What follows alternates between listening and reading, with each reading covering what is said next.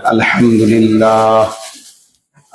لله نحمده ونستعينه ونستغفره ونؤمن به ونتوكل عليه ونعوذ بالله من شرور أنفسنا ومن سيئات أعمالنا من يهده الله فلا مضل له ومن يضلله فلا هادي له ونشهد أن لا إله إلا الله وحده لا شريك له ونشهد أن سيدنا وحبيبنا ومولانا محمدا عبده ورسوله أما بعد فأعوذ بالله من الشيطان الرجيم بسم الله الرحمن الرحيم وأذن في الناس بالحج يأتوك رجالا وعلى كل ضامر يأتين من كل فج عميق ليشهدوا منافع لهم ويذكروا اسم الله في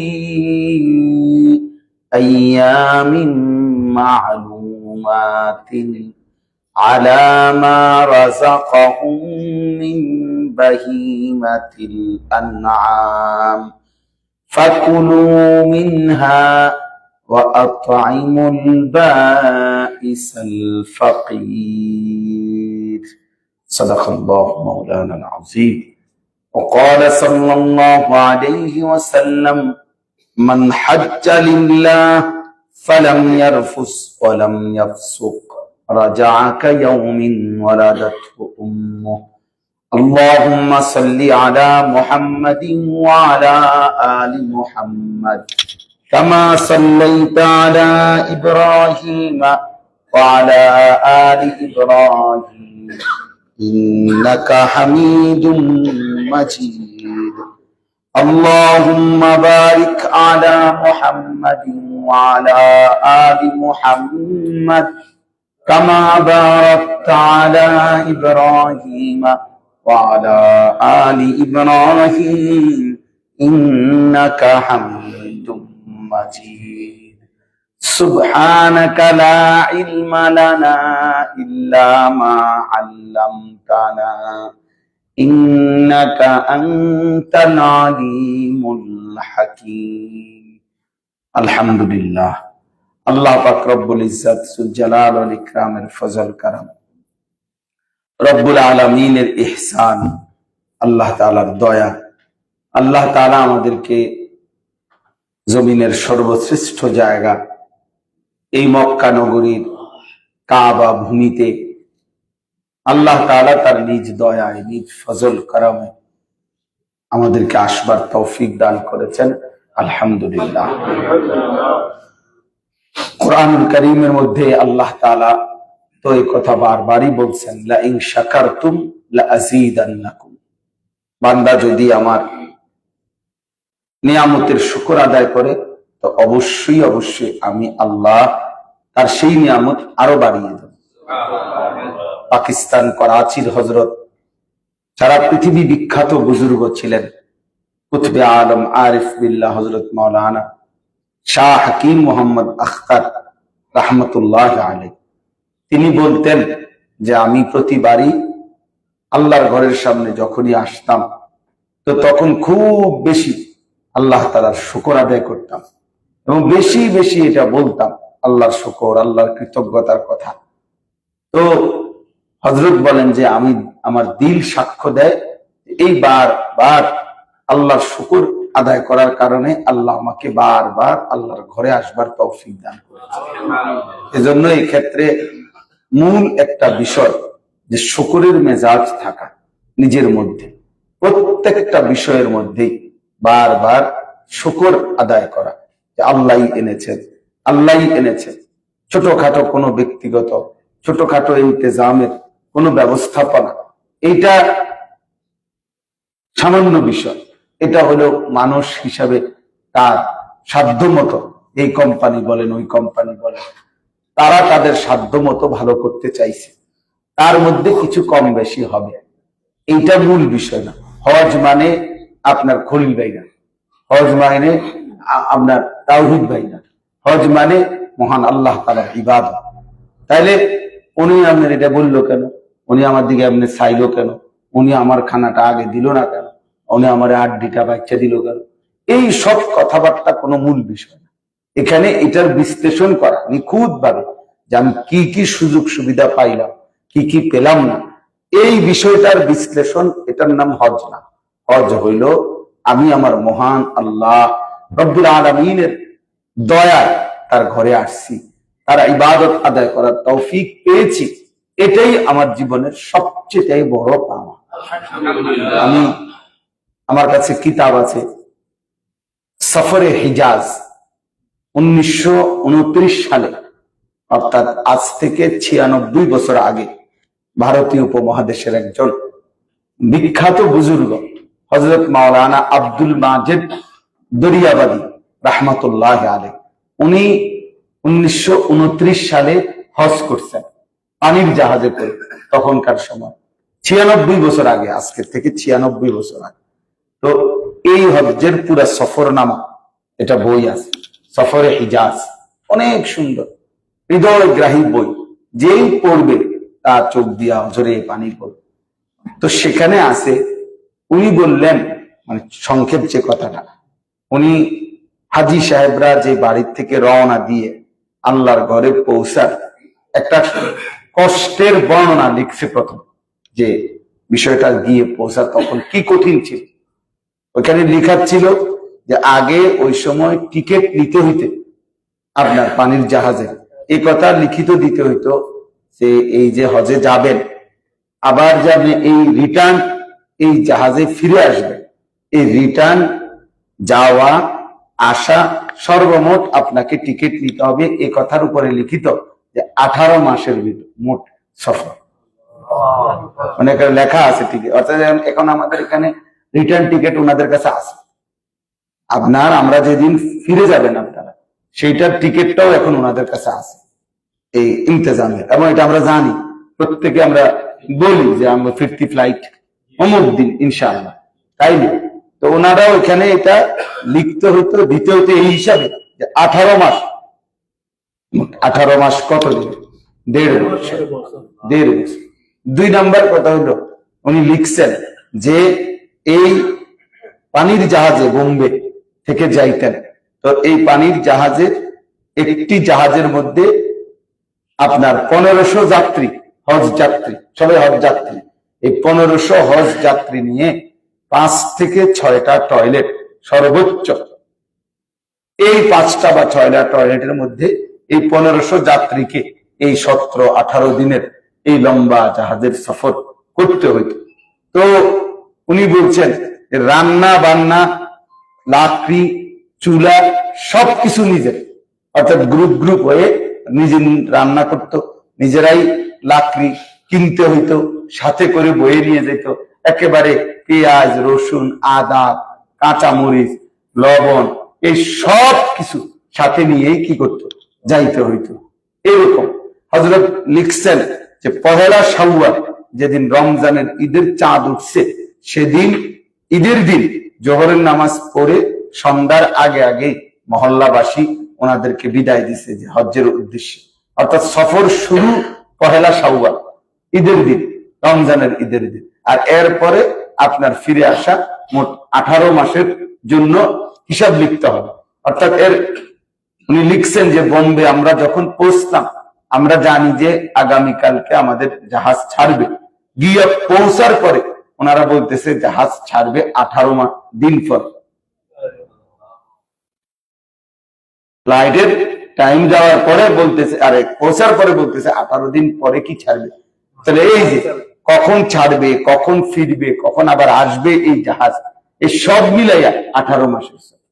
এবং পুরাটা সফরের মধ্যে আপনার কষ্টের এমন এক বর্ণনা উনি লিখছেন যে এই পরিমাণ কষ্ট যে 1500 মানুষ আপনার একটি জাহাজের ভিতরে, মনে হয় উনি লিখছেন ওইখানে যে একটা গরু, ছাগল, ভেড়া, বকরির কোনো মূল্য থাকতে পারে, মনে হয় না যে এই যাত্রীগুলোর কোনো এই পরিমাণ ন্যূনতম কোনো মূল্য আছে, এটাও নাই।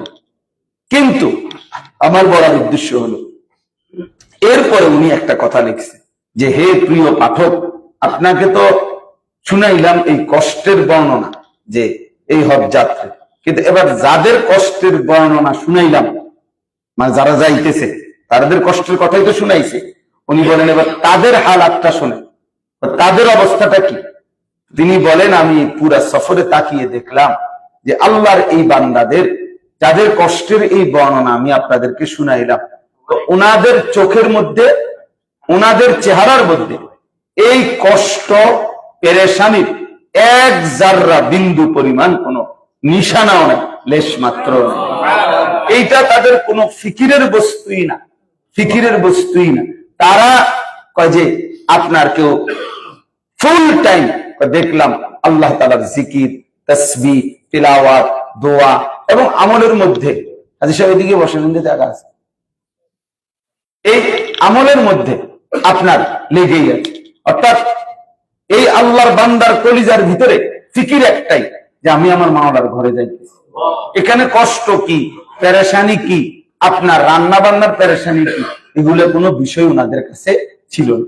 এই নূরানিয়াত, এই রুহানিয়াত, এই দিলের এই কাইফিয়াত, এটার নাম হজ। মূলত এটার নামই কি? হজ।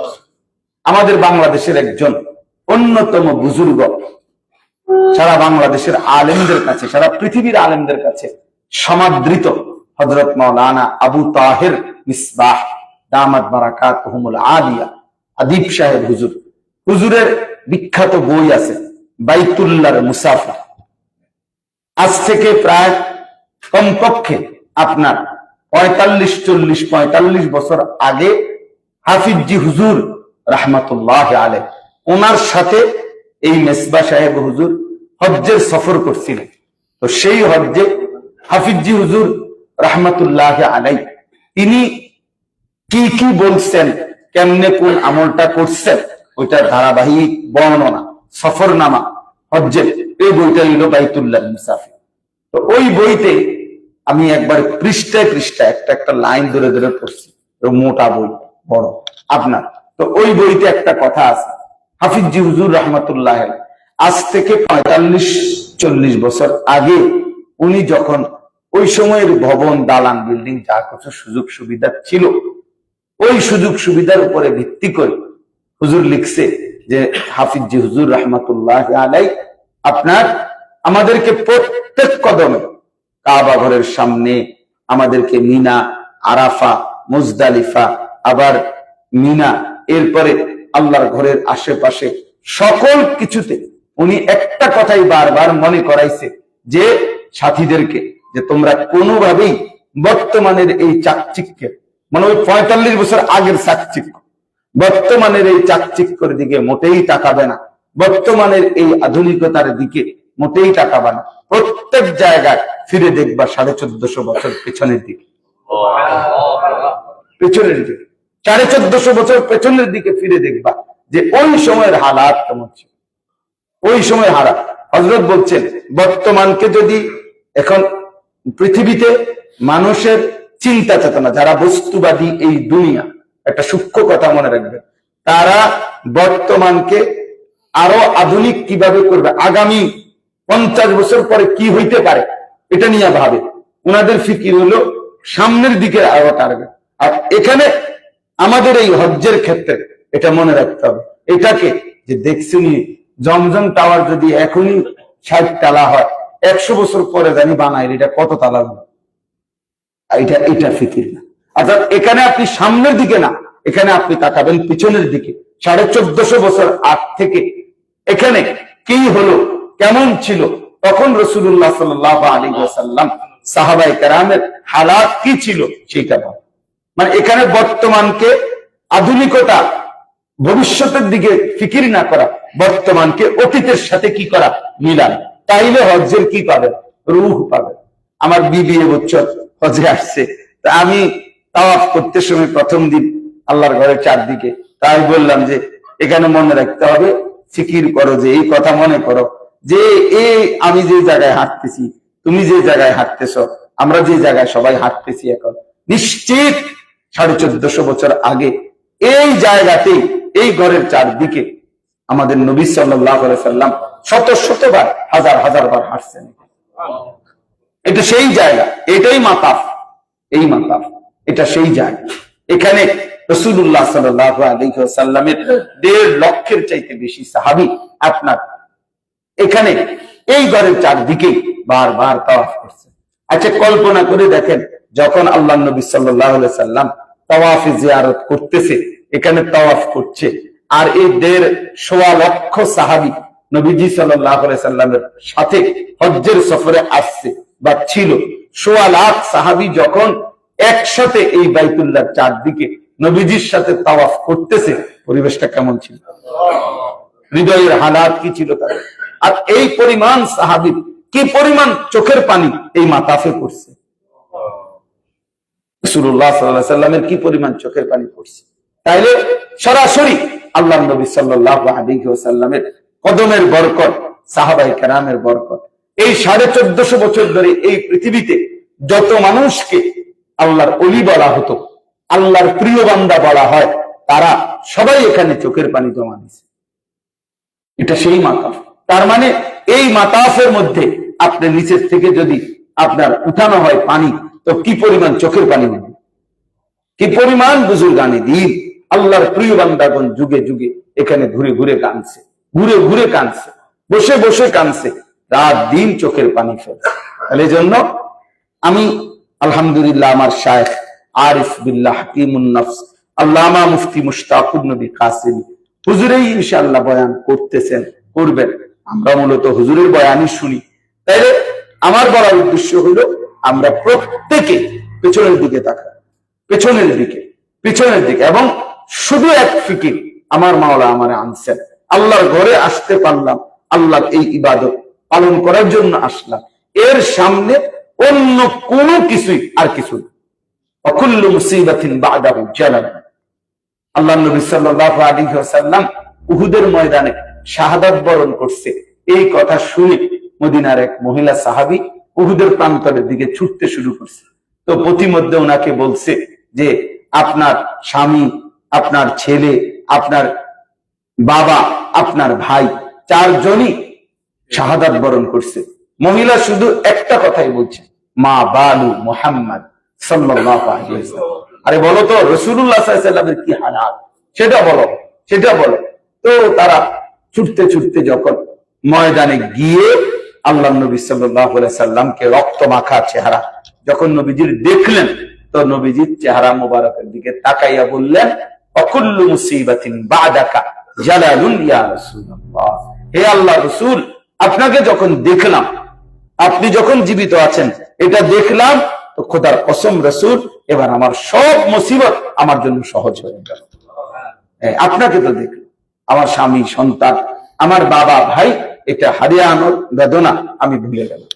এই জন্য আল্লাহর ঘর দেখা, আল্লাহর এই ইবাদত, ফরজ এই ইবাদত পালন করতে সুযোগ পাওয়া, এখানে আসতে পারা, এর সামনে এই ভাত তরকারি, হোটেল, দরজা জানালা, সিটকারি, এগুলো কোনো কি না বিষয়, এগুলো কোনো বিষয়ই না। মূল বিষয় হলো ইবাদত, মূল বিষয় হলো আল্লাহর ঘরে পৌঁছা। অতএব আল্লাহ তাআলা আমাদের প্রত্যেকের কলিজার ভিতরে এই মহব্বত দান করেন। এবার আসেন, আমি যে আয়াত খানা পড়েছি, সূরা হজ, কোরআনুল কারীমের একটা সূরাই আছে, 22 নম্বর সূরা, সূরা হজ, 17 নম্বর পারা।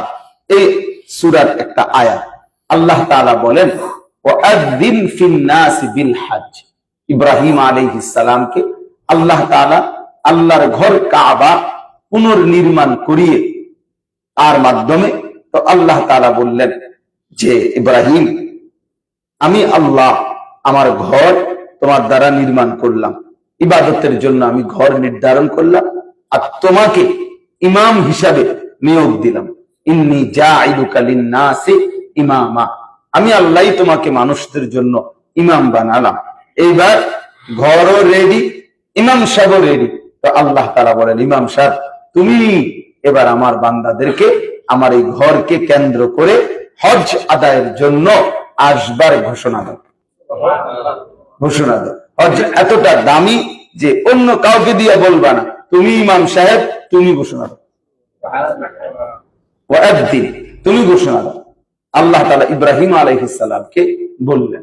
ইব্রাহিম আলাইহিস সালাম আল্লাহ তাআলার কাছে বললেন যে রব্বুল আলামিন আপনি আমাকে বলছেন ওয়াদ্দিন ফিন্নাস, সমস্ত মানুষের মধ্যে এই ঘোষণা দিতে। এখন পৃথিবীর সমস্ত মানুষের কাছে আমি এই ঘোষণা কিভাবে পৌঁছাবো? তো আল্লাহ তাআলা বলছেন নাদি ওয়া আলাইয়াল বালাগ, ইব্রাহিম তুমি ডাক দাও আর পৌঁছানো আমার দায়িত্ব। আহ্বান করো তুমি, পৌঁছাবো আমি। সুবহানাল্লাহ। তো আল্লাহ তাআলা বলেন যে এইভাবে আমি পৌঁছাবো, এইভাবে আমি আনবো এই ঘরে, তুমি শুধু বলে যাও, তোমার আওয়াজ তুমি দিয়ে যাও, তোমার ঘোষণা তুমি দিয়ে যাও। এবার আমি আল্লাহ এইভাবে কিয়ামত পর্যন্ত এই ঘরের দিকে মানুষকে আনবো। কিভাবে? ইয়াতুকা রিজালা, যারা কাছের তারা পায়ে হেঁটে আসবে, আর দূরে ওয়ালা কুল্লি দামিরিন ইয়াতিনা মিন কুল্লি ফাজ্জিন আমিক। সহজ কথা হলো আল্লাহ বলেন, এবং আমি এতটা দূর থেকেও আমার বান্দাদেরকে আমার এই ঘরের উদ্দেশ্যে হজ্জের জন্য আনবো, যেই দূরত্ব অতিক্রম করতে করতে ওই ব্যক্তির, ওই হাজির বাহন যেটা গাধা, ঘোড়া, খচ্চর, উট, ওইটা পর্যন্ত দুর্বল হয়ে যাবে। অর্থাৎ যার বাহন পর্যন্ত কি হয়ে গেছে? দুর্বল হয়ে গেছে। গাধা দুর্বল হয়ে গেছে, উট পর্যন্ত দুর্বল হয়ে গেছে, ঘোড়া পর্যন্ত আস্তে আস্তে আস্তে আস্তে দুর্বল হয়ে গেছে। এবার এই লোক কতটা দূরত্ব থেকে আসছে? আল্লাহ তাআলা বলেন এত দূরত্ব থেকেও আমি আমার বান্দাদেরকে হজ্জের জন্য নিয়ে আসব। আর এখনকার আমি বুঝি এতটুকু, এখনকার দৃষ্টিতে পৃথিবীর এত দূরত্ব থেকেও হজ্জের ফ্লাইট আসে, যেখান থেকে এক ফ্লাইটে এখানে আসা, জিদ্দায় আসা সম্ভব না। অর্থাৎ মাঝখানে তাকে এত দূরত্ব যে আপনার মাঝখানে তাকে নামতেই হবে কোথাও, নতুন করে ফুয়েল তেল তাকে নিতেই হবে, আবার ট্রানজিট দিতেই হবে। এরকম বিমান, এরকম ফ্লাইট আছে, এত দূরের ফ্লাইট। তাইলে অর্থ হইল যে তার অঞ্চল থেকে রওনা দিয়া আল্লাহর ঘর পর্যন্ত আস্তে আস্তে বিমান কি হয়ে গেছে? দুর্বল হয়ে গেছে। তেল নিতে হয়েছে তাকে, আবার আবার উঠতে হয়েছে। তার মানে আল্লাহ তাআলা বলেন পৃথিবীর সকল প্রান্ত থেকে আমি রব্বুল আলামিন আমার বান্দাদেরকে এই ঘরের উদ্দেশ্যে আনব। এখন দেখেন, আমরা যদি আল্লাহ তাআলাকে জিজ্ঞেস করি, মহান আল্লাহ পাকের কাছে জানতে চাই যে আল্লাহ নামাজের মতো ইবাদত প্রত্যেকের জায়গায় আদায় করলেই হয়, এরপরে রোজা প্রত্যেকের জায়গায় আদায় করলে হয়, যাকাত প্রত্যেকের নিজ নিজ জায়গায় প্রদান করলেই হয়, জিকির, তেলাওয়াত, তাসবিহ সব আমল। কিন্তু এই হজ একটি আমল, যেই আমলের জন্য আপনি সারা পৃথিবী এবং পৃথিবীর শেষ প্রান্ত থেকেও ওই মানুষটাকে কষ্ট করে এত দূরত্ব থেকে, যে মানুষ তো দুর্বল হয়েছেই, এমনকি বাহনও কি হয়ে গেছে? দুর্বল হয়ে গেছে। এত দূর থেকে আনাইলেন, সবাইকে একসাথ করলেন, এখানেই আনতে হবে, এখানেই আসতে হবে হজ। এটা কেন? রব্বুল আলামিন বললেন ইয়াশহাদু মানাফিআ লাহুম। বান্দা সব কি আর মুখে বলা যায়? আয়েশা দেখো, আয়েশা দেখো, এইটা হলো আল্লাহ তাআলা যেন মহব্বতের এক আজিমুস শান শব্দ ব্যবহার করছে। আসো, তুমি আসো, আসো আমার ঘরের কাছে। কাবায় চারদিকে ঘুরলে কি হয়? সেই দেখো। সাফা মারওয়ায় সাই করলে কি হয়? ঘুরেই দেখো। মিনায় গেলে কি হবে? যেই দেখো। আরাফার ময়দানে কি হবে? তো গিয়েই দেখো। মুজদালিফায় রাত কাটালে কি হবে? সেই দেখো। যেন রব্বুল আলামিন বলতেছেন লিয়াশহাদু, আমার বান্দা মানাফিআ বহু বচন, অর্থাৎ সে তার উপকারিতা গুলো যেন নিজ চোখে এসে দেখে যায়। এটা দেখে দেয় আমি আল্লাহ তাআলা কি পরিমাণ তার জন্য রহমত, বরকত, তার জন্য হেদায়েত, তার জিন্দেগির কি পরিমাণ পরিবর্তন রেখেছি, কি পরিমাণ মাগফিরাত রাখছি। এজন্য মেরে মুহতারাম, হজ মূলত আশিকানা ইবাদত। হজ মূলত দেওয়ানা ইবাদত। দেওয়ানা, এক পাগল যেন ঘুরছে, এক আশেক যেন ঘুরতেছে। এই হজ, এই ঘুরার নামে হজ, ঘুরার নামে হজ। এখান থেকে আমাদেরকে বলা হবে যে মিনায় যান, মিনায় যান। তো মিনায় যাওয়ার পরে হাজী সাহেব আপনার শুরু করবে যায় যে এত চিকন, এটা তোষক হইল, এত চিকন জায়গা আমাদের মানুষে ঘুমায়, আমরা বংশের জীবনে কেউ এখানে ঘুমাইছে, এত চিকন জায়গা, বালিশ এটা এত ছোট কেন? আবার এটার ভিতরে দিয়ে আরো দুইটা বেডিং ঢুকাইলেন, আরো আপনার একটু আপনি সাফেন, আমি ব্যাগটা রাখবো কই। এরপরে এখানে আমরা 100 জন মানুষ, চার্জারের গাঁট 4টা দিল কেন? এখানে দেওয়া দরকার ছিল 30টা গাঁট।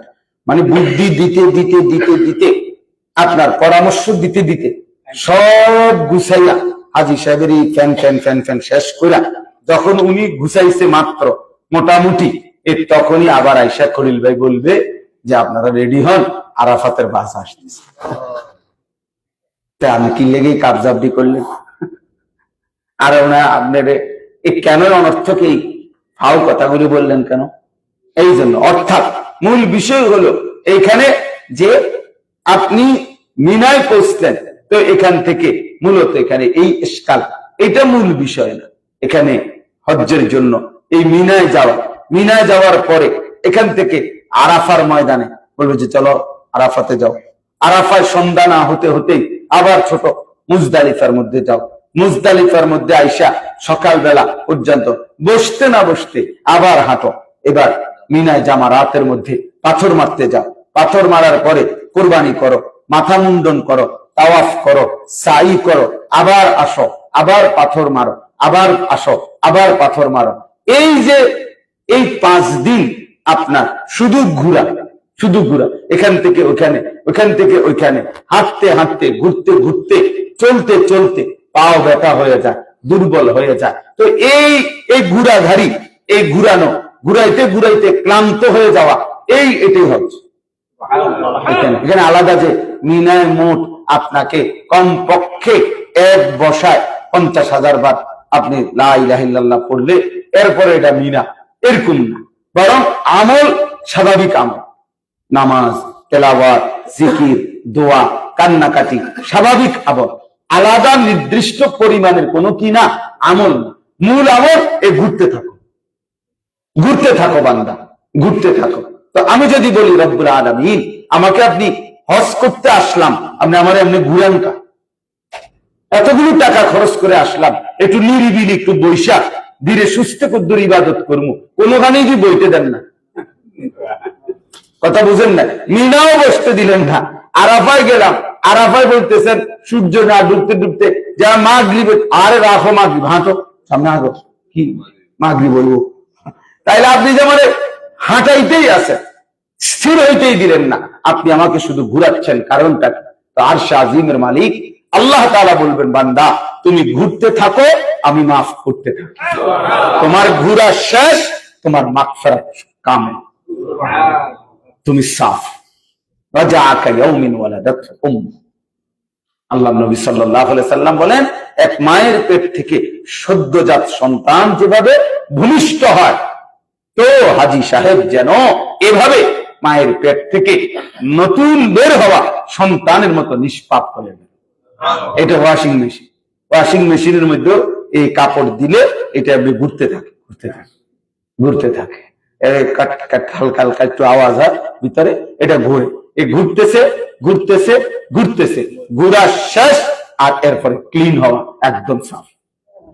রব্বুল আলামিন বলে, বান্দা ঘুরতে থাকো, মিনায় আসো, আরাফায় আসো, মুজদালিফায় আসো, মিনায় আসো, কাবাতে আসো, সাফা মারওয়াতে আসো, আবার মিনায় ফিরে যাও, আবার পাথর মারো, আবার যাও, আবার পাথর মারো।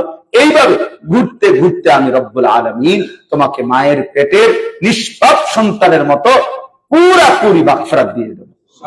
আল্লাহ নবী সাল্লাল্লাহু আলাইহি ওয়াসাল্লাম নিজে বলছেন যে ওই ব্যক্তি সবচাইতে বড় মিথ্যাবাদী, আকযাবুল আকযাব, সে সবচেয়ে বড় মিথ্যাবাদী, যে আরাফার ময়দানে অবস্থান করলো অথচ বলতেছে যে আমার আল্লাহ আমারে মাফ করে নাই, আল্লাহ আমারে মাফ করে নাই। এই কথা যে বলতে পারে, ভাবতে পারে, আল্লাহ নবী সাল্লাল্লাহু আলাইহি সাল্লাম বলেন আরাফায় অবস্থান করার পরেও সে প্রকৃত অর্থে সবচেয়ে বড় মিথ্যাবাদী। সে আল্লাহর ব্যাপারে মিথ্যা বলল, বরং আল্লাহ তাআলা যেন বলতেছে, বান্দা আরাফার ময়দানে তো আমি তোমাকে আনছি মাফ করাবার জন্য, এনেছি তো মাফ করার জন্য, আনছি তো মাফ করাবার জন্য। এই জন্য আমাদের এই সফরের মধ্যে এটা আশেকানা সফর, এটা মূলতই দেওয়ানা সফর। এখানে যুক্তিতে, আপনার তর্কতে, এখানে কোনো প্রশ্ন উত্থাপন করে এখানে মূল বিষয়, এখানে শুধুই তাসলিম, শুধুই মেনে নেওয়া, শুধুই ভালোবাসা, শুধুই মহব্বত। এই জন্য আমি আপনাদের কাছে এই দ্বিতীয় কথা এটাও বললাম যে আমরা আপনারা প্রত্যেকে হজ্জের এই সফরে, হজ্জের এই কার্যাবলীর ক্ষেত্রে আপনার আমার কোনোভাবেই যুক্তি, তর্ক, অলসতা, অবহেলা করবেন না। কারণ প্রতি অংশে মিনায় গিয়ে রাত্রে কষ্ট করে অবস্থান করবেন, এতে আপনার মাগফিরাত আছে। আবার হাইটা আইসা পাথর মারবেন, এটার মধ্যে আপনার মাগফিরাত আছে। তো দেখবেন 3 দিন পরে, 4 দিন পরে, 5 দিন পরে সব আমল যখন শেষ হবে, তো এক বেলা ফজরের পরে জোহর পর্যন্ত ইনশাআল্লাহ, ঘুম দিলে জোহরের আগ পর্যন্ত এই সব ক্লান্তি দূর হয়ে যাবে। এটা তেমন কিছু না, কিন্তু মূল বিষয় হলো আমলগুলো ছেড়ে না দেওয়া, একটা আমলও ধারাবাহিকভাবে ছেড়ে না দেওয়া। আল্লাহ তাআলা আমাদেরকে তৌফিক দান করেন।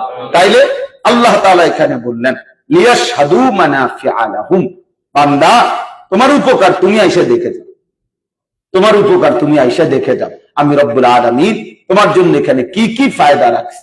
এজন্য জিন্দেগির পরিবর্তন হওয়া, দিলের মধ্যে একটা কাইফিয়ত আসা, এটা জরুরি। আসলে হজ্জের এই সফরের দ্বারা আমার আপনার জীবনের মধ্যে যেন পরিবর্তন আসে, জীবনের মধ্যে যেন পরিবর্তন। এই জন্য বেশি বেশি দোয়া করবেন, বেশি বেশি কি করবেন? দোয়া করবেন, বেশি বেশি দোয়া করবেন। এখন এই হারামের সীমানায়, এখন এই কাবার সীমানায়, মিনায়, আরাফায়, মুজদালিফায়, সর্ব জায়গায় বেশি বেশি দোয়া করবেন, কলিজা দিয়া দোয়ার হক আদায় করবেন।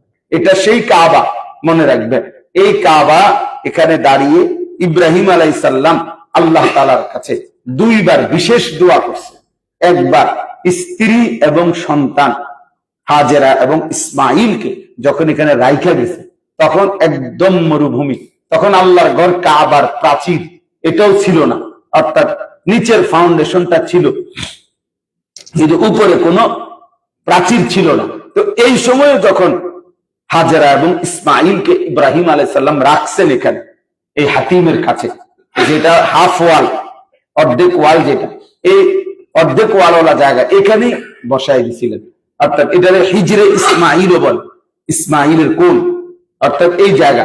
তো এইখানে দাঁড়াইয়া সন্তান এবং স্ত্রীকে রেখে ইব্রাহিম আলাইহিস সালাম আল্লাহ তাআলার কাছে যে জিনিসটা চাইছিলেন, 1 নম্বরে তিনি বলছিলেন, রব্বি জাআল হাদাল বালাদা আমিনা, আল্লাহ এই শহরটাকে, এই নগরীটাকে আপনি নিরাপদ বানিয়ে দেন।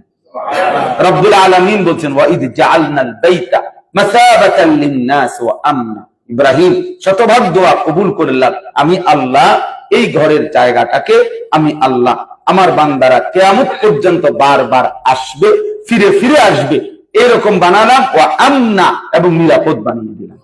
আল্লাহ বলে, না ইব্রাহিম, শুধু জায়গাটা নিরাপদ না, ওমান দাখালাহু কানা আমিনা, এখানে যে আসবে আমার সেই বান্দাও নিরাপদ করে দিলাম। এখানের পিঁপড়াটাও নিরাপদ, এখানের বিড়ালটাও নিরাপদ। আমি 15 সালে আপনার ওই সেহেনের মধ্যে একবার মুরগি ফ্রাই খাইতে গিয়ে একটু টুকরা আর কি একটা বিড়াল রে আপনার দিছিলাম। তখন বিড়াল থাকতো অনেকগুলা নাই, ছোট ছোট বিড়াল, পিচ্ছি পিচ্ছি হ্যাংলা হ্যাংলা বিড়াল থাকতো অনেক, আপনার দেখতাম। তো বিড়ালের দিছি একটু, এটা মাত্র খাইতে লাগছে, পুলিশ আসছে আমার কাছে, আইসা আমার বুঝাই কইছে আরবিতে যে তুমি যে এটা এখানে দিলা, এর তো লালা লাগবে এখানে, এতে করে তো এটা আবার ওয়াশ, মানে আবার ক্লিন করতে হবে, নাই তো আল্লাহর বান্দার সেজদা দিতে কষ্ট হবে। হ্যাঁ, এই আমি বললাম যে ঠিক আছে, আফওয়ান, আমার এটা খেয়াল করি নাই আমি। তাহলে এখন পুলিশ দেখলাম এই বিড়ালটারে কোনো লাথিও দেয় নাই, ধাক্কাও দেয় নাই, বরং শুধু এটার কাছে এই কথাটা বলছি, আল্লাহ সোরা। তো আল্লাহ সোরা বলতে, আপনার জলদি বলতে বিড়ালটা আসতে মাথা নয়া চলে গেছে। তার মানে এখানের বিড়ালও নিরাপদ, সব নিরাপদ। ওমান দাখালাহু কানা আমিনা। তো ইব্রাহিম আলাইহিস সালাম চাইলেন যেমনে, আল্লাহ তাআলা কবুল করলেন। এরপরে উনি দোয়া করছেন, ওয়ারযুক আহলাহু মিনাস সামারাত, আল্লাহ আমার এই জনপদের অধিবাসীদেরকে, আমার স্ত্রী সন্তান সহ এই শহরের অধিবাসীদেরকে আপনি ফল ফলাদি দ্বারা রিজিক দান করেন। এখানে আপনি বিষয়টা উনি এমন ভাবে চাইছেন যে দুইটা জিনিস একটু ব্যতিক্রম চাইছেন। অর্থাৎ এক হলো যে আল্লাহ ওরা খানা দানার পরে সব সময় আমাদের এখন 3 বেলা খানার সাথে কখনো আপেল দেয়, কখনো আপনার কলা দেয়, কখনো আঙ্গুর দেয়, মনে করেন দেয় একটা ফল। মানে এইটা তো মূল খাবার না, ভাত তরকারির পরে এটা দেয়, ঠিক না কথাটা? মূলত তো দেয় ভাত তরকারির পরে। তো উনি আল্লাহর কাছে এমন ভাবে বললেন যে রিজিক মূলত স্বাভাবিক ভাবে বলা হয় যেটা খাবারের চাহিদা পূরণ করে ওইটা। তাহলে এখন উনি বললেন, একদিকে বললেন আল্লাহ ফল দেন, আরেকদিকে বললেন এমন ফল দিবেন যে ফলটা রিজিকে খাবারের চাহিদাটা পূরণ করবে। তো আল্লাহ তাআলা বলছে ইব্রাহিম যাও, যেমনে কইছো যেভাবে বলছে এমনি কবুল, এভাবে। এই জন্য আল্লাহ তাআলা খেজুর নামের এমন একটি ফল এই আরবের জন্য দিলেন, যেই ফল একই সাথে এটাকে আমরা ফলও বলা হয়, আবার এটা খাবারের পূর্ণ চাহিদা পূরণ করে। খাবারের পরিবর্তে কেউ যদি 5টা খেজুর, 10টা খেজুর, 4টা খেজুর খায়, তো খাবার খাইলে যেমন পেট ভরে, খেজুর খাইলেও এমন কি ভরে, পেট ভরে। হ্যাঁ, ক্ষুধা নিবারণ হয়, খাবারের কি চাহিদা সরাসরি পূরণ হয়। তো ওই যে দেখেন, আমার বলার মাকসাদ হইল একের যেমনে বলছে, যা বলছে আল্লাহ তাআলা তাই কবুল করছে। এই জন্য ইখলাসের তাকওয়ার সাথে বান্দা যা চাইবে এখানে ইনশাআল্লাহ হুবহু তা পাবে, হুবহু তা পাবে, কোনো সন্দেহ নেই। শর্ত হলো ইখলাস থাকা চাই, শর্ত হলো তাকওয়া চাই। আমার শায়েখ দামাত বারাকাতুহুম হযরত যেটা সবসময় বলে, ইখলাস ও তাকওয়ার সাথে আমল করতে হবে। ইখলাস ও তাকওয়া মানে কি? ইখলাস মানে হলো শুধু আল্লাহর জন্য হওয়া। 2 নাম্বার তাকওয়া মানে কি? গুনাহমুক্ত হওয়া, গুনাহমুক্ত হওয়া। মান হাজ্জা লিল্লাহ ফালাম ইয়ারফুস ওয়ালাম ইয়াফসুক, এই যে আল্লাহ নবী সাল্লাল্লাহু আলাইহি সাল্লাম স্পষ্ট বলছেন, যে ব্যক্তি আল্লাহর জন্য হজ করলো এবং ওইখানে অশ্লীলতাও করে নাই, কোন প্রকারের গুনাহও করে নাই, তাহলে গুনাহ মুক্ত আল্লাহর জন্য। গুনাহ মুক্ত কি জন্য? আল্লাহর জন্য। মান হাজ্জা লিল্লাহ, হজ হবে লিল্লাহ আর গুনাহ মুক্ত। তাহলে এই ইখলাস ও তাকওয়া, দেখছেন সাহেব এটা বলে কিনা সবসময়, ইখলাস ও তাকওয়ার সাথে। তো এই ইখলাস ও তাকওয়ার সাথে বান্দা এখানে যা চাইবে রব্বুল আলামিন হুবহু তা দিবেন। এখন কি চাওয়া উচিত? চাওয়া উচিত জি পুত, নাতি নাতনি প্রত্যেকের জন্য হিসাব করে 2টা রুম, একটা বাথরুম, একটা বারান্দা, একটা কিচেন, এইভাবে প্রত্যেকের জন্য হিসাব করে আল্লাহ আমার ছেলে মোট 4 জন, তাহলে মেইন রুম হবে 8টা, আর বারান্দা হবে 4টা, কিচেন হবে 4টা, আর টয়লেট 2টা করে 8টা হলে ভালো হয়। তুই একটা কম হইলো চালাইয়া নিবে, এইটা এভাবে আপনি দাগ নম্বর, খতিয়ান নম্বর দিয়া আপনি চাইলেন না। কি চাওয়া উচিত এবার আসেন। তো এইটা এখানে তিনি এই 2টা জিনিস চাইছেন। আরেকবার ইব্রাহিম আলাইহিস সালাম যখন এই আল্লাহর ঘর কাবা পুনর্নির্মাণ করছেন ওনার সন্তান ইসমাঈলকে সাথে নিয়ে, তখনও তিনি দোয়া করছেন। তখনও তিনি কি করছেন? দোয়া করছেন। এই ঘরের সামনে, এই কাবার সামনে দাঁড়িয়ে নিজ হাতে আল্লাহর নির্দেশে এই ঘর নির্মাণ করে ইব্রাহিম আলাইহিস সালাম কতগুলো দোয়া করছেন।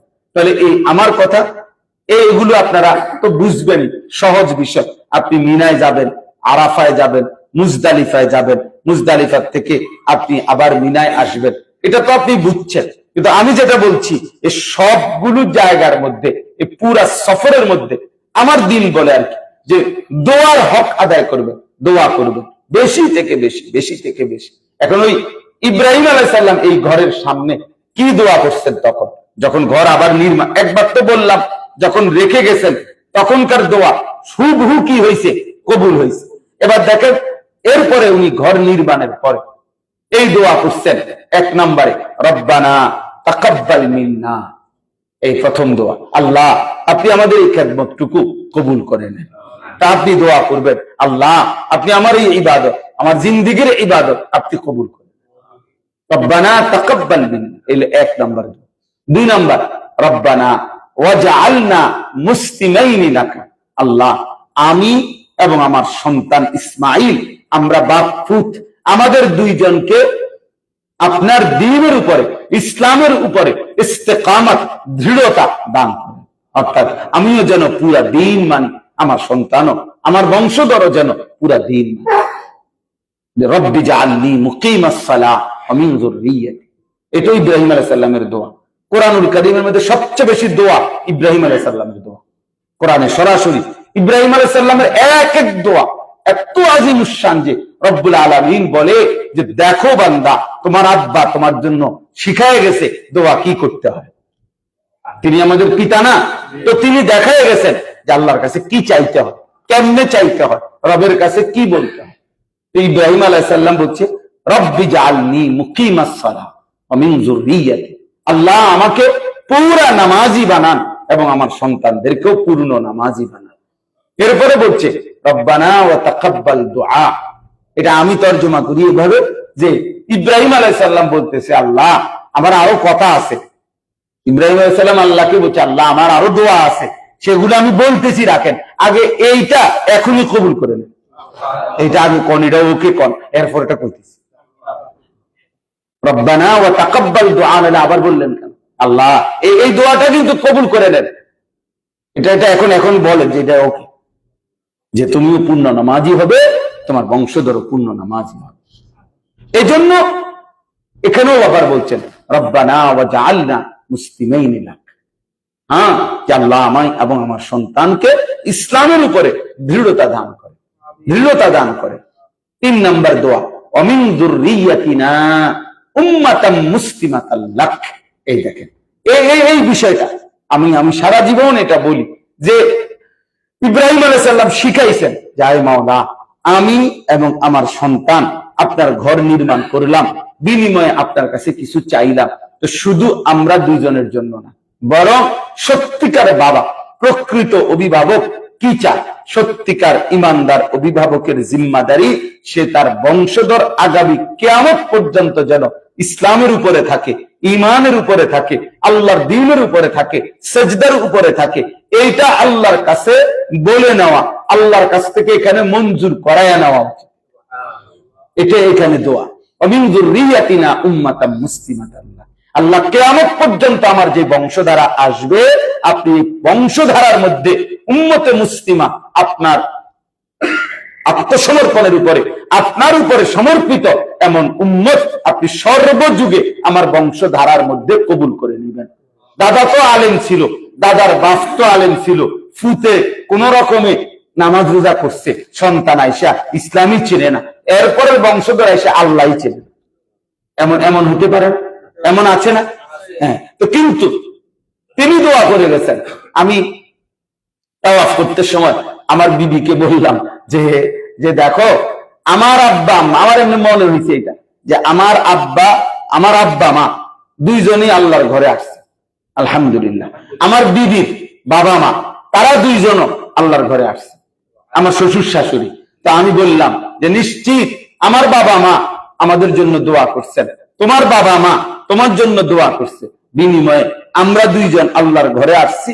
তুমি এখন এই পরিমাণ মালিকের কাছে দোয়া করো যে আল্লাহ যেন আমাদের সন্তান বংশধরকে কিয়ামত পর্যন্ত বারবার এই ঘরে আনায়। এটা দোয়ার হক আদায় কর, এখান থেকে মঞ্জুর করে নিতে হবে, এখান থেকে আল্লাহর কাছে মঞ্জুর করে নিতে হবে। আপনার পূর্বপুরুষের দোয়া আপনি আসছেন, আপনার দোয়াও এমন হইতে হবে যে আপনার দোয়ার বরকতে আপনার জেনারেশনও এই ঘরে আসবে, এই ঘরে আসবে। এভাবে আল্লাহর কাছ থেকে এটা কি করে নিতে হবে, বলে নিতে হবে। নবীজি সাল্লাল্লাহু আলাইহি ওয়াসাল্লাম হাদিসের মধ্যে আছে, একবার মদিনার আনসারী সাহাবীগণ, মদিনার যারা, ওনারা নবীজিকে বলছিলেন ইয়া রাসূলুল্লাহ আপনি আমাদের জন্য দোয়া করেন। আল্লাহ নবী সাল্লাল্লাহু আলাইহি ওয়াসাল্লাম দোয়া করছে, বলছে আল্লাহ আমার আনসারীদেরকে মাফ করে দেন।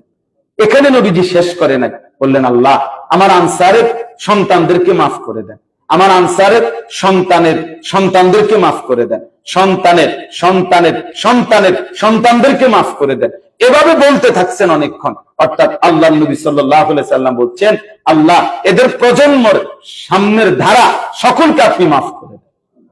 তাহলে আমাদের উচিত আসলে আমরা আল্লাহর কাছে নিজের এবং স্ত্রী সন্তানের জেনারেশনের বংশধরের ইসলাম চাওয়া উচিত। ইসলাম উনি নিজের জন্য বলছে যে আমরা এই দুইজন বাপ্পু, আমাদেরকেও ইসলাম দান করেন, অমিন যুররিয়াতিনা উম্মাতান মুসলিমাতান লাক, বংশধরকেও উম্মতে মুসলিমা হিসাবে কবুল করেন। তাহলে নিজের জন্য ইসলাম চাইছে, স্ত্রী সন্তানের জন্য, পরবর্তী বংশধরের জন্য ইসলাম চাইছে।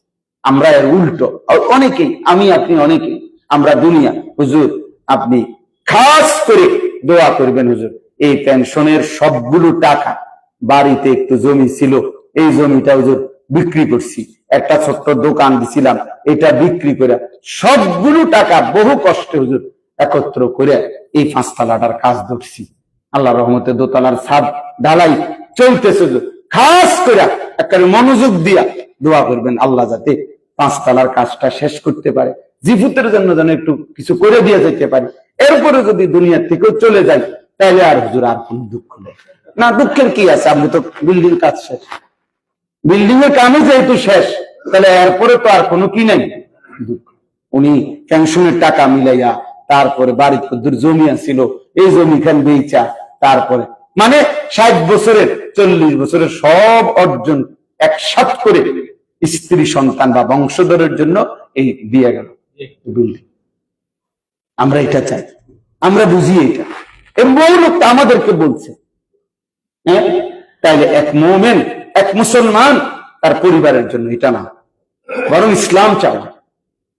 আমার সন্তান যেন থাকে, আমরা ছোটবেলায় পড়ছি হ্যাঁ, যে আমার সন্তান যেন থাকে দুধে ভাতে, না, মুমিন বলবে আমার সন্তান যেন থাকে ইমানে আমলে, ইমানে আমলে থাকবে।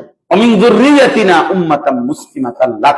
তাহলে কাবার দোয়া এখানে শিখাইছেন উনি, যে বংশধরের জন্য ইসলাম চাইতে হবে। এখানে আপনি বলে যাবেন, এখানে আপনি চোখের পানি ফেলে যাবেন, আমার দাদা হজ করছে, তো আমার বাবা হজ করছে, তো আমি আল্লাহর দয়ায় আসছি, তো আমাদের পূর্বপুরুষের দোয়ায় আমরা আসছি, আমাদের দোয়ায় যেন আল্লাহ কবুল করলে আমাদের বংশধর যেন কি আসে। আল্লাহ তৌফিক দান করেন। আল্লাহ আমাদের প্রত্যেকের খানদানকে কিয়ামত পর্যন্ত আল্লাহর ঘরে বারবার আসবার তৌফিক দান করেন। স্ত্রী সন্তান পরিবারের এটা ফিক্রি করে। 4 নাম্বার দোয়া, ওয়া আরিনা মানাসিকানা।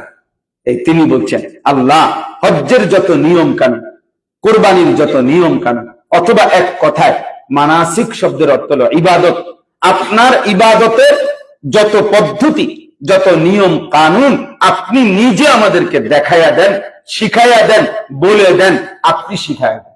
এজন্য আল্লাহর কাছে দেখেন, ইব্রাহিম আলাইহিস সালামের মতো নবী আল্লাহ তাআলার কাছে ইবাদতের যাবতীয় পদ্ধতি শিখতে চাইছেন, যে আল্লাহ আপনি শিখাইয়া দেন, আপনি বলে দেন, আপনি দেখাইয়া দেন, আপনি ঠিক করে দেন, ঠিক করে। এই জন্য বাপ আমি এই কথাটা বলতে চাই যে শুধু হজ না, হজ সহ জিন্দেগীর সমস্ত আমল কোরআন সুন্নাহর আলোকে হচ্ছে কিনা এটা আপনার শেখা উচিত, এটা আপনার দেখা উচিত, এটা আপনি কোন নির্ভরযোগ্য আলেম থেকে যাচাই করে নেওয়া।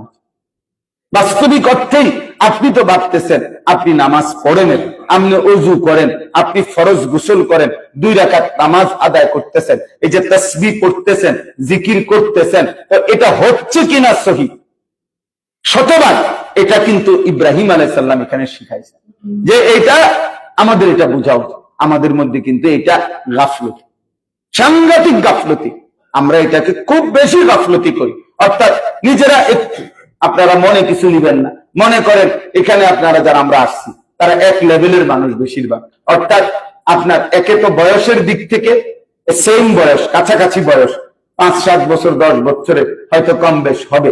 আরেকটা হলো যে সবাই সামর্থ্যবান, অর্থাৎ আর্থিকভাবে সামর্থ্য থাকার কারণেই তো কি আসছেন হাজার, এই কারণে কিছুটা মানে এমনি বলতেছি কিছুটা মাতব্বরি মানসিকতা আমাদের মধ্যে থাকে।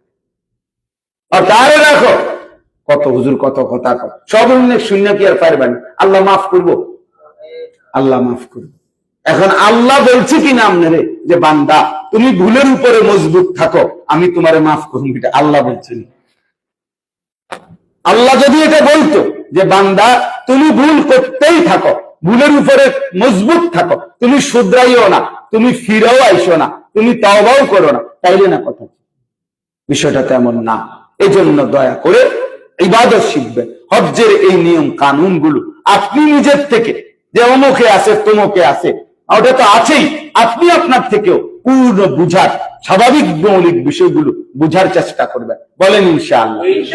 ওযু, গোসল, নামাজ, আপনার জিকির, আমাদের শায়েখ দামাত বারাকাতুহুম হযরত কত সময় আমরা দেখছি মাহফিলে মাহফিলে বলে যে তাসবিহগুলো শিখায় যে সুবহানাল্লাহ, এই যে হা, এটা যেন সঠিকভাবে কি উচ্চারণ হয়।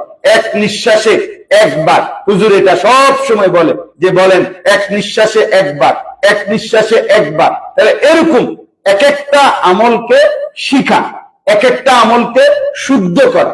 মনে রাখবেন আল্লাহ তাআলা কোরআনুল কারীমের মধ্যে এই কথা স্পষ্ট বলছেন, প্রত্যেক আমল কবুল হওয়ার জন্য দুই জিনিস জরুরি।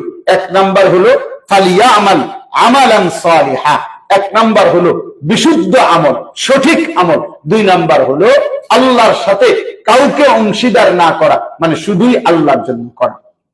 আচ্ছা, তো এই কারণে আপনারা এই বিষয়টাকে গুরুত্ব দিবেন। আমার অনুরোধ, এখানে দোয়া আল্লাহ নবী ইব্রাহিম আমাদেরকে শিখাইছেন। শেষ দোয়া অতুবা আলাইনা, আল্লাহ জিন্দেগীর সব ভুল ভ্রান্তির জন্য তওবা করতেছি, আপনি আমাদের তওবা কবুল করে নেন। তাইলে কি বললো যে আল্লাহ আমাদের খেদমত আপনি কবুল করেন, আমি এবং আমার সন্তানকে ইসলামের উপরে দৃঢ়তা দেন, আমার বংশধরকে ইসলামের উপরে কবুল করে নেন, আমাদেরকে আপনার ইবাদতের নিয়ম কানুন শিখায়া দেন, আপনাদের ভুল ভ্রান্তি তওবা করছি, আপনি তওবা কবুল করে নেন।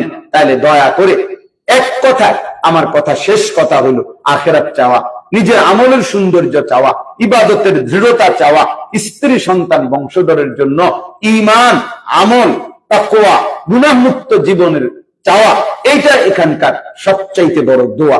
এই জন্য দেখেন সব জায়গায় আমাদেরকে বলা হবে মিনায় গেলে যে দোয়া করতে থাকেন, আরাফায় দোয়া করতে থাকেন, মুজদালিফায় দোয়া করতে থাকেন। নবী সাল্লাল্লাহু আলাইহি সাল্লাম বলছে আরাফার সমস্ত দোয়া করার পরেও বান্দা যদি কোন দোয়া কবুল হওয়া বাকিও থাকে, মুজদালিফার সকালবেলা আল্লাহ তাআলা সেই দোয়াগুলোও কবুল করে ফেলে। এই জন্য দোয়া দোয়া দোয়া, বেশি থেকে বেশি দোয়া করতে থাকবেন। আমাদের জন্য দোয়া করবেন, শায়েখের জন্য দোয়া করবেন, পুরা কাফেলার জন্য দোয়া করবেন, নিজের জন্য, বংশধরের কিয়ামত পর্যন্ত প্রজন্মের জন্য দোয়া করতে থাকবেন। আল্লাহ তাআলা মহব্বত ভালোবাসার এই হজ্জের পবিত্র সফরে আমাদের জিন্দেগি যেন বদলে দেয়, আল্লাহ যেন আমাদেরকে কবুল করে, আমরা যেন বারবার মালিকের ঘরে আসতে পারি, আল্লাহ যেন তৌফিক দান করে। আমিন। সুবহানাল্লাহি ওয়া বিহামদিহি।